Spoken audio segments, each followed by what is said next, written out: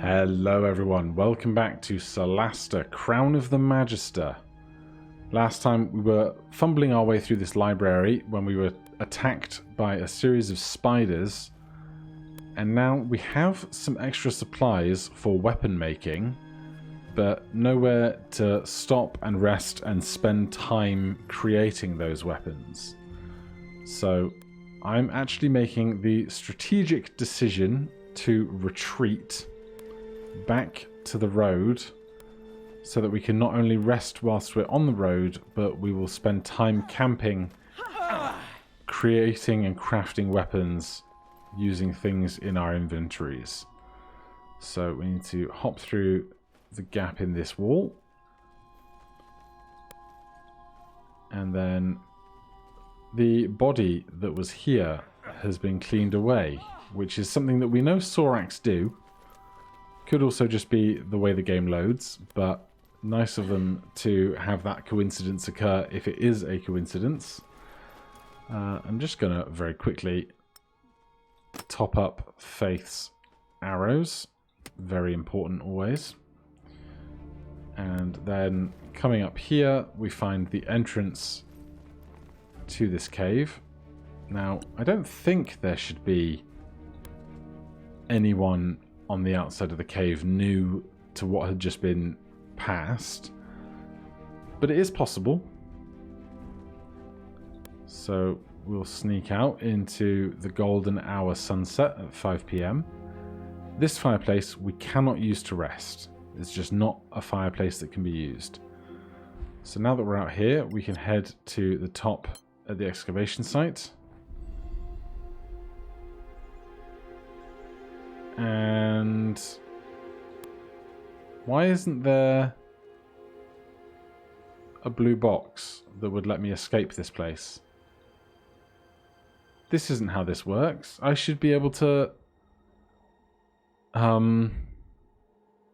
Okay. Apparently the game is making a decision for me. One that is going to tell me, if I change my quest to like Goblin Culture, go to a quest board. It's going to say, go to a quest board, but it's not going to let me leave this geographical location. Well, I learned something today. So with that in mind, if we look at our crafting, we can see we've done 1 of 24 checks here. Now, I don't know if I stay up for 24 hours doing short rests, if we would have to make concentration checks for... constitution checks for exhaustion. That's not something that's happened to me before. So, we could try. I don't know what would necessarily happen, but the first level of exhaustion, I believe, is disadvantage on skill checks, which does not impact our ability to complete combat. So let's just say we took a short rest, right? And let's roll this hit die. Now we know we're not going to be long resting for a little while. We want all the hit points we can get. We'll spare 8 on 3 there. And then we go back into our crafting. We can see that this is now 2 of 8, and this is now 2 of 24. So, if you'll excuse me, I'm going to take, I don't know, 12 more short rests and see how things are doing. It's going to be an odd one, but I'm not afraid to min-max to the max here. So I'll be back in just a jump cut for you. So here we are in the middle of the night, and 1 more short rest. We should see at the end of this one the crafting of a health potion. Faith's attempt at crafting a potion of healing fails. Okay, so we can actually fail those checks. So we're still on 6 of 8. So we need a couple more. And with any luck, Faith has finished crafting a potion of healing. So we got that done through the course of the night. And if we go back to our crafting screen on Gothic, we are now 11 of 24 through our short sword of acuteness. So I guess I'm just going to do that 12 more times and see if we become tired or exhausted or anything. So I'll be back. And with one more short rest, more than a day's time having passed, because we did fail some of the checks, we now have a short sword of acuteness. So let's find that. +1 attack bonus, +1 damage bonus, rare weapon. If we give that to Faith, so we can now either attack with the rapier, which does not have the light quality, or we can attack with our primed, not our primed short sword, our short sword of acuteness. So this is 6 + 1 on an attack roll. So if we just look over here at the primary, we are currently +7 to hit, and we do 1d8 +5 damage. Whereas this is +8 to hit, and we do 1d6 +6 damage. And it qualifies as magical. So we have a higher chance to hit, and whilst we do 1d6 instead of 1d8, we get +6 instead of +5. So we'll rock that for now. Otherwise, the rest of our crafting was completed. Did we spend any health potions in that fight? We did not. We healed by other means. So, without access back to the road, even when we pull up the map, there's no way to fast travel away from this place. We're going to have to go back into the library, so we can fast travel to here.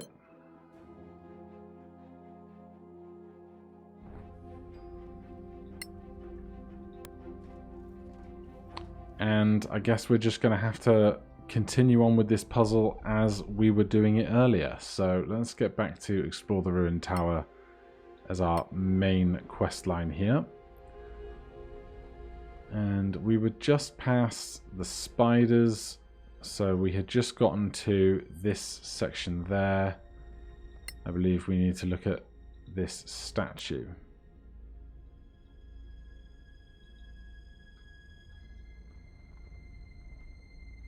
We can't get to that chest. There are some other chests around, but I'll let this jump cut for you guys. And here we are where we defeated the spiders, and we have another strange statue to observe.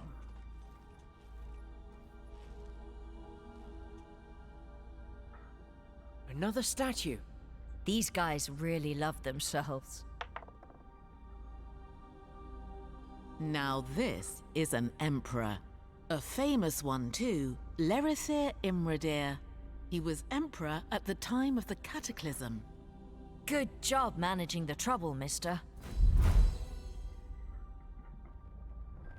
Alright, 20 tiny XP points for us.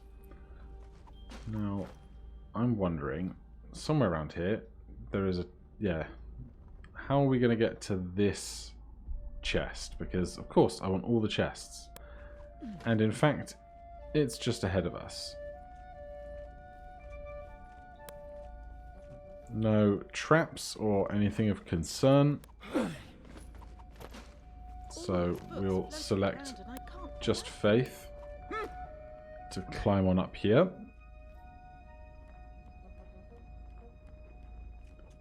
Give this a poke. We've got Cash, Queen Ivy, Angry Violets, Emperor's Eye, a gold locket, a valuable item we can sell to a shop, and a magnificent longsword. Well, if that isn't just the perfect thing, if we pass that off to Kite, and I'm sure if we know that it's a magnificent longsword, where did it go?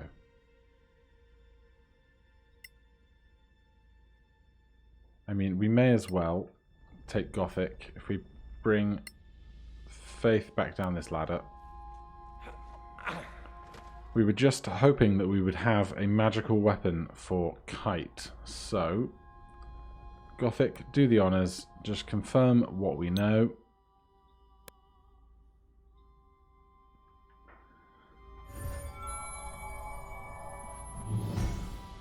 A +1 longsword. So if we go into Kite's stats, we see currently with his primary, he is +5 to hit with a 1d8 +3. If we give him this, it's +6 to hit with a 1d8 +4, qualifying as a magical weapon. So we are alleviating lots of the problems that we have in our party for magical resistance between Faith and Kite. Obviously, Gothic does almost entirely magical damage with his spells and cantrips, and Pastel has magic of her own. Still not sure if this mace is the best thing for us. We might want a Warhammer or something at some point, although that might be due to the type of cleric we selected to play. Certain clerics can have martial weapon proficiencies whilst others don't. So we're going to push this down.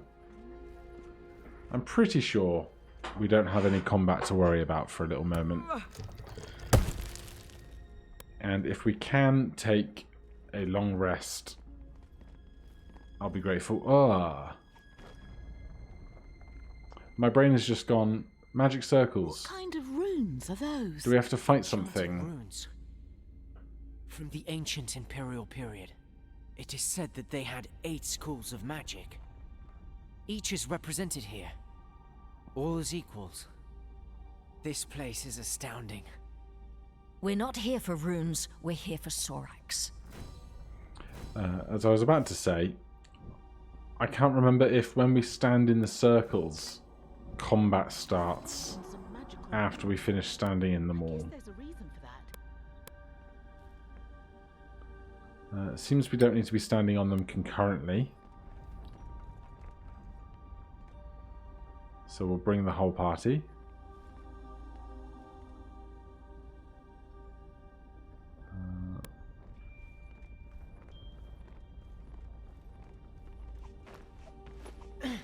Does this add to the effects over there? We've spawned another circle. Right. Kite, do the honours of jumping down there then. And Pastel, why don't you come shove some rocks? Another one, here. Oh, nothing. Very funny. Right. Bring Kite up before we step on the last circle.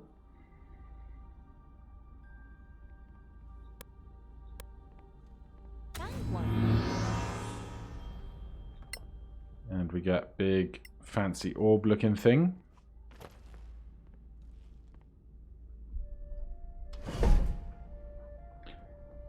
We did it! The doors are open. Was that insane puzzle the work of some long-dead Manacalum wizard? Probably.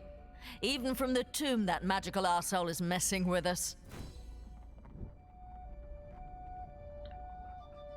Alright, so let's go and find that doorway then.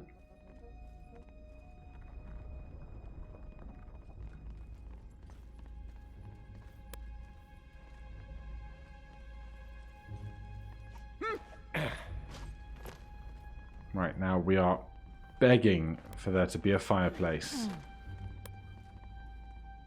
Just through here. Just gonna creep in. There it is. There is the fireplace of our dreams. It was there all along. Who needs 24 short rests when you have a fireplace? Is there any crafting we can still do or would like to do? We're lacking magnesium. We don't have smith's tools for that. Right. We can make a scroll of fog cloud. Doesn't seem particularly pertinent. We could make it and then sell it later. That's like totally valid. I don't know how much a scroll of fog cloud is worth, but refined oil and brimstone viper is probably worth less. So we'll get to crafting that because we can. We will jump into a long rest. Now we get a chance to prepare spells. We'll take calm emotions. If we're going to have calm emotions, I don't think we need to have hold person and calm emotions. That seems kind of excessive. We definitely want spiritual weapon.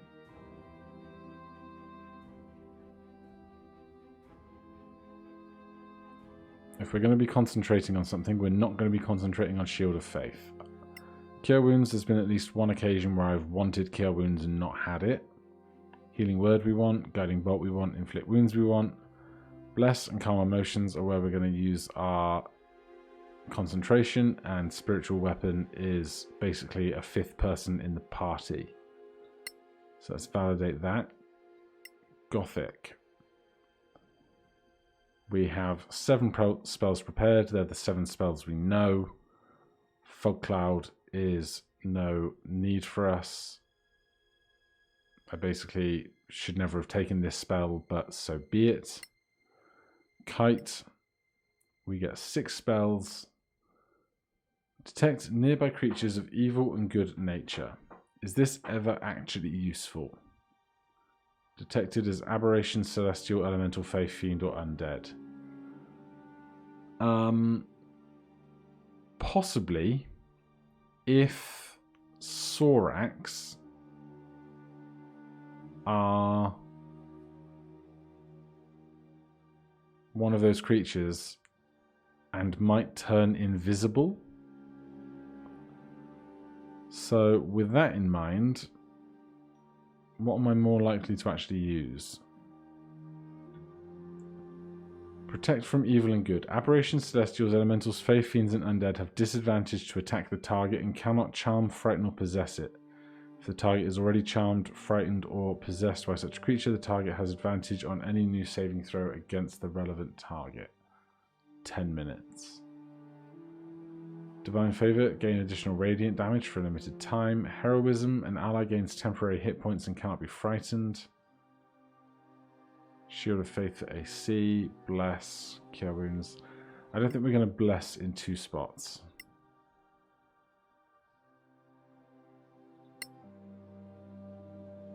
So that's all done. We have everything else, apart from some hit die, which we would expect to not have back in full.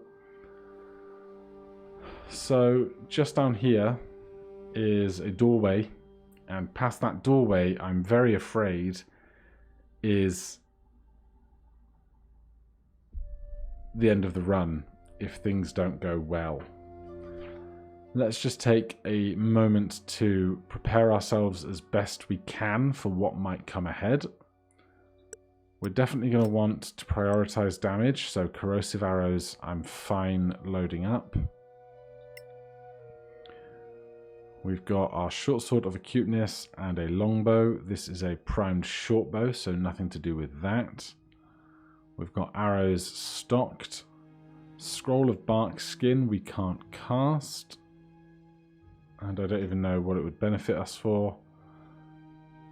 Just casts the spell, doesn't tell us the spell's effects though. And we have poisons we can use, but I can't remember if Sorax are immune to poison or not. Antitoxin, advantage on constitution saving throws against poison for 1 minute. I'm not sure if Sorax poison or if they do acid damage. This is my daft lack of knowledge on Sorax.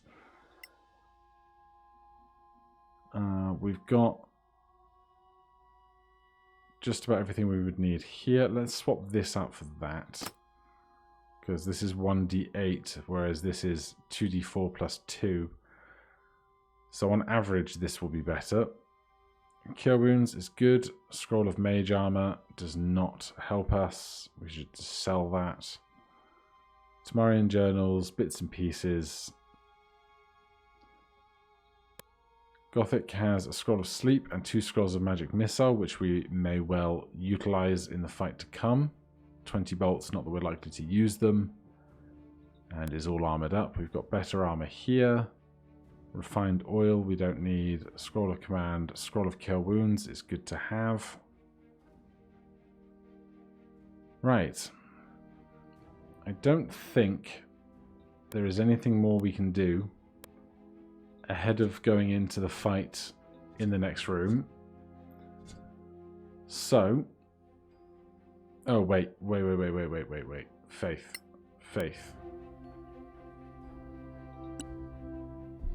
Okay, shield is just somatic, I guess. Verbal somatic, but we have one-handed weapons, so we can cast shield. False life, gain a few temporary hit points for a limited time. 1d4 plus 4. I'd rather have 2 shields available to myself. Color spray we're not worried about.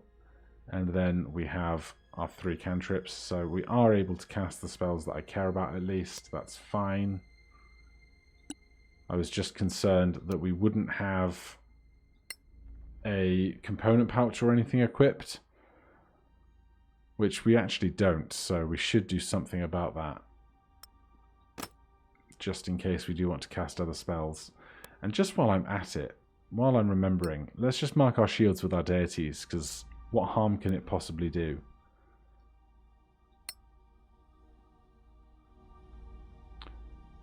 Alright.